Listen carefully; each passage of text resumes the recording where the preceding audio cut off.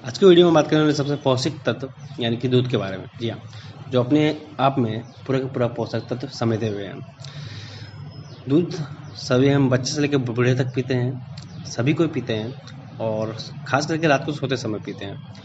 तो आज की वीडियो में बात करने वाले हैं दूध पचने में कितना देरी लगाता है और उसे कब पीना सबसे ज़्यादा सही है ताकि ये नुकसान ना करे बल्कि फ़ायदा करे। जी हाँ, hi this is Nitin and आज की वीडियो में बात करने वाले हैं दूध के बारे में, जो कि पोषक तत्वों का बाप है। इसे कब पीना सही है और कैसे पिए।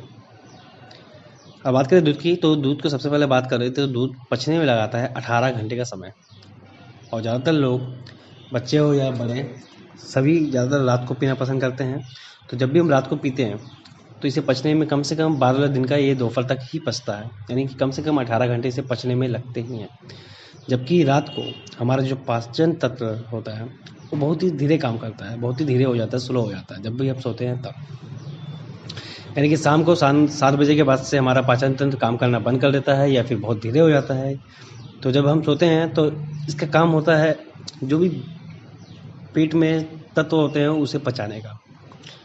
तो इस कंडीशन में जब भी हम रात को दूध पीते हैं तो हमारा दूध पेट के लिए एक बोझ जैसा हो जाता है, यानी कि पेट को एक एक्स्ट्रा काम करना पड़ता है, जबकि हमारा पाचन तंत्र उस समय स्लो होता है।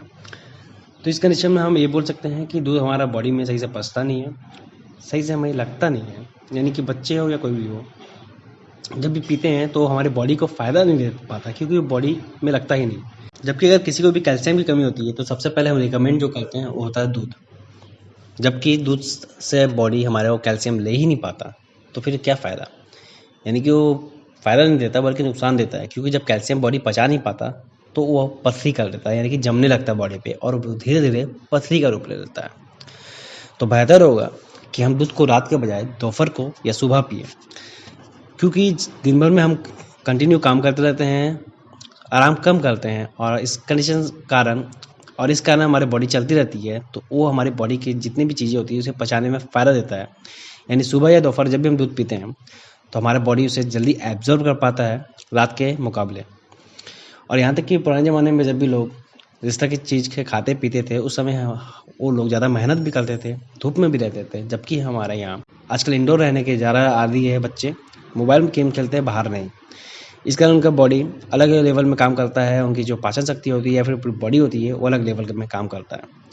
इस कारण बेहतर होगा रात के बजाय दिन में या दोपहर में या शाम के ही समय दूध दिया जाए। और तो ये बेहतर होगा कि दूध को कभी भी खाली ना दिया जाए, बल्कि उसमें कुछ ना कुछ मिला के दिया जाए, क्योंकि दूध खाली पेट ज़्यादातर गैस करता है।